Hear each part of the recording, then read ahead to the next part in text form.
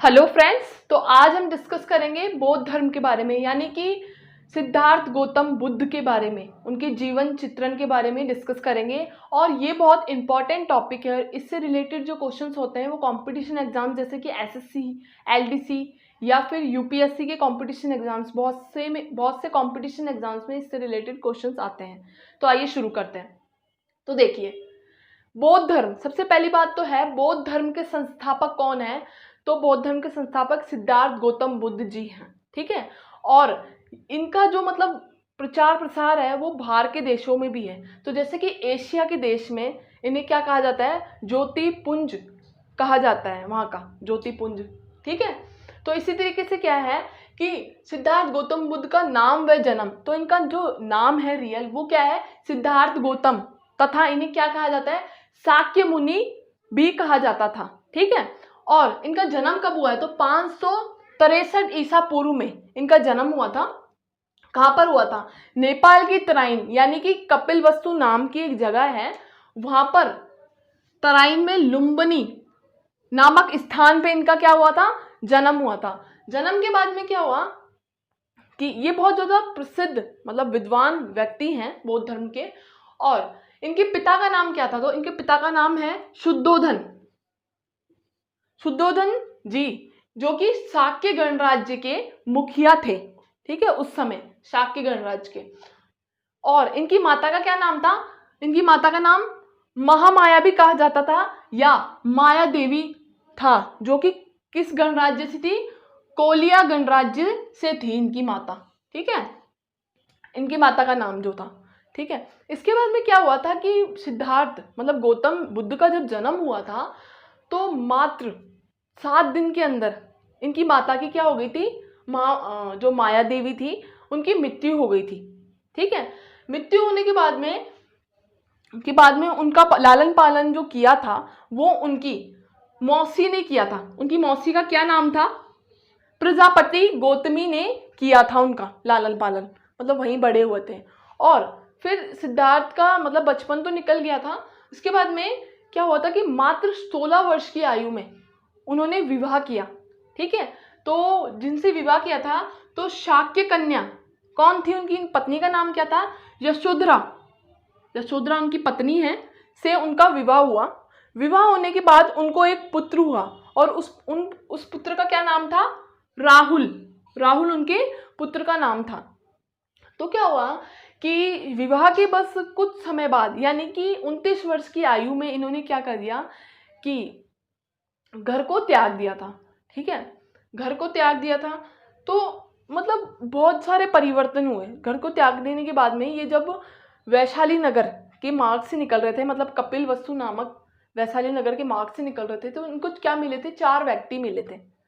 अब वो व्यक्ति मिल तो गए, पर उनमें गौतम बुद्ध ने क्या देखा, तो सबसे पहला जो व्यक्ति मिला था उसमें गौतम बुद्ध ने देखा कि वो अत्यधिक ही बीमार था। दूसरे व्यक्ति का इन्होंने क्या देखा कि वो बहुत ज़्यादा बूढ़ा था। तीसरा व्यक्ति सन्यासी था और चौथे व्यक्ति का इन्होंने शव देखा था। तो उसी समय से मतलब बहुत कम समय से ये समझने लग गए थे कि हमारे संसार में क्या है, बहुत ज़्यादा दुख है, लोग परेशान हैं, बीमारियों से घिरा हुआ है ये संसार।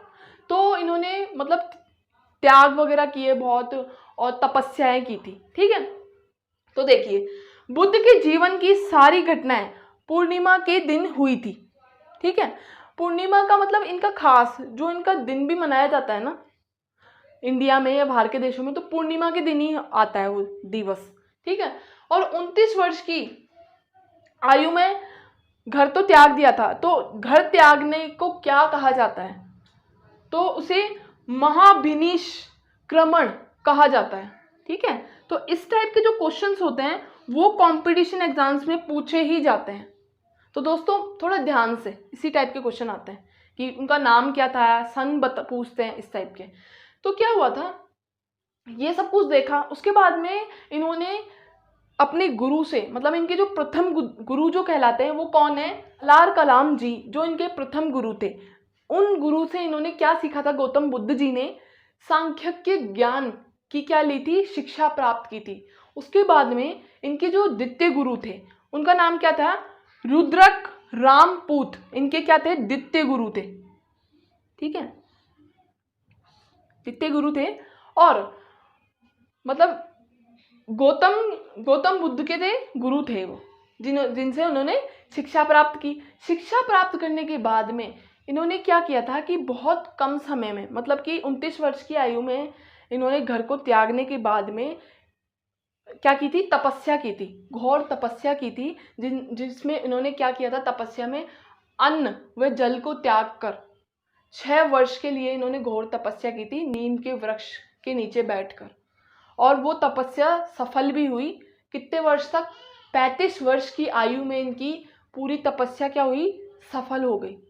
सफल होने के बाद में, मतलब 35, उससे 6 वर्ष तक तो तपस्या करने के बाद में 35 वर्ष की आयु में, यानी कि पूरी शिक्षा ग्रहण कर ली थी इन्होंने, गौतम बुद्ध ने। फिर क्या हुआ था, मतलब कि बौद्ध जो धर्म था, गौतम बुद्ध जी थे जो 35 वर्ष की आयु में वैशाख पूर्णिमा की रात, यानी कि निरंजना फल्गुनी, फल्गु एक नदी है, उस स्थान पे क्या किया था इन्होंने कि 6 वर्ष जो मतलब कि क्या किया था, तपस्या करने के बाद में नदी के किनारे पीपल वृक्ष के नीचे बैठे हुए थे ये।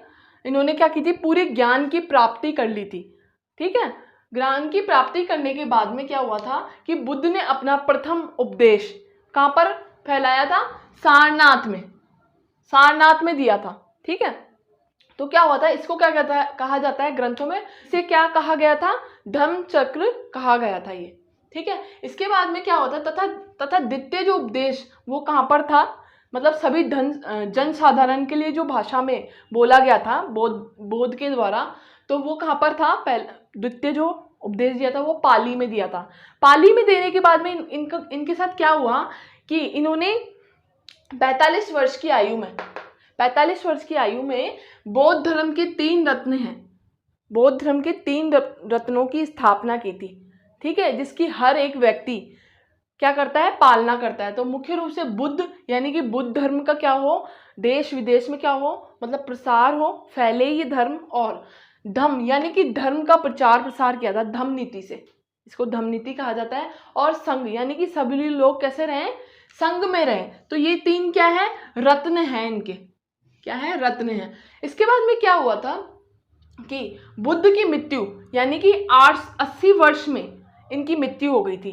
कब हुई थी, 483 ईसा पूर्व में, 483 ईसा पूर्व में कुशीनारा के, मतलब कुशीनारा एक स्थान है, वहां पर उत्तर प्रदेश के देवरिया में हो गई थी। कैसे, जब ये बुद्ध क्या कर रहे थे, भोजन अर्पित करने के बाद में इनकी मृत्यु हो गई थी। तो इसको क्या कहा जाता है, जिसे बुद्ध धर्म में महापरिनिर्वाण कहा जाता है। भोजन ग्रहण करने को क्या कहा जाता है, महापरिनिर्वाण कहा जाता है। इसके बाद में क्या हुआ था कि बुद्ध का जो जन्म तथा मृत्यु का जो मतलब कहते हैं ना कि तिथियों को क्या किया गया था, पूर्णिमा मास के द्वारा चीनी कैंटो में निर्धारित किया गया था, चीनी कैंटो के द्वारा अभिलेखों से निर्धारित किया गया था। ठीक है, इसके बाद में क्या हुआ था कि मल्लो एक क्या है, मतलब एक जाति थी, उसके द्वारा अत्यंत ही सम्मानपूर्व दृष्टि से क्या किया गया, बौद्ध का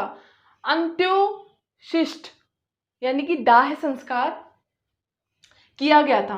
और बुद्ध के जो शरीर के मतलब जो अंग थे, अवशेष थे, शरीर के 8 भागों को बांटकर स्तूपों का निर्माण करवाया गया। ठीक है, तो जो मतलब बुद्ध की जितनी भी मूर्तियां बनी थी, वैसे तो वो गांधार्य शैली में ही उनका निर्माण किया जाता है। गांधार्य एक शैली है जिसमें, पर जो बुद्ध की प्रथम मूर्ति का निर्माण किया गया था वो मथुरा में किया गया था। ठीक है, इसके बाद में क्या हुआ कि जो बुद्ध धर्म के परम लक्ष्य क्या है, तो मतलब जैसे कि 5 परम जो लक्ष्य हैं वो किसके लिए हैं, उपासकों के लिए हैं, भिक्षुकों के लिए नहीं है। भिक्षुकों के लिए क्या है, 10 ऐसे लक्ष्य हैं। तो ये कौन से जो परम लक्ष्य हैं वो किसके हैं, उपासकों को, जो कि बौद्ध धर्म को मानते हैं, बुद्ध जी को मानते हैं, जैसे कि जैन धर्म के वाले लोग। तो पहला जो मतलब लक्ष्य था वो क्या था कि जो गौतम बुद्ध जी चाहते थे कि अहिंसा, मतलब कोई भी इंसान लड़े नहीं। ठीक है, अहिंसावादी रहे हमेशा, ठीक है। और सत्य यानी कि हमेशा सत्य का साथ दे, झूठ ना बोले, ठीक है। तथा तीसरा था चोरी ना करना, यानी कि किसी के भी नुकसान ना करना, चोरी ना, किसी को दुख ना पहुंचाना चोरी ना करके, ठीक है। और जीव हत्या ना करना, यानी कि किसी भी जीव की हत्या ना करना। इसके बाद में मांस सेवन ना करना, मांस सेवन के साथ में ये भी था कि शराब का सेवन भी ना करें, ठीक है। और वैसे भी जैन धर्म के लोग नहीं करते हैं, ठीक है। इसके बाद में है अपरिग्रह ना करना, यानी कि किसी की संपत्ति पे अधिकार नहीं जमाना। ये 5 लक्ष्य थे बौद्ध धर्म के, ठीक है। और अभी भी हैं ये, जिसका लोग पालन करते हैं। पर भिक्षुक वह होते हैं जो बौद्ध धर्म को अपनाते हैं, यानी कि बौद्ध धर्म में क्या करते हैं कि वो खुद अपनाते हैं और भिक्षुक बनते हैं और क्या करते हैं, तपस्या करते हैं।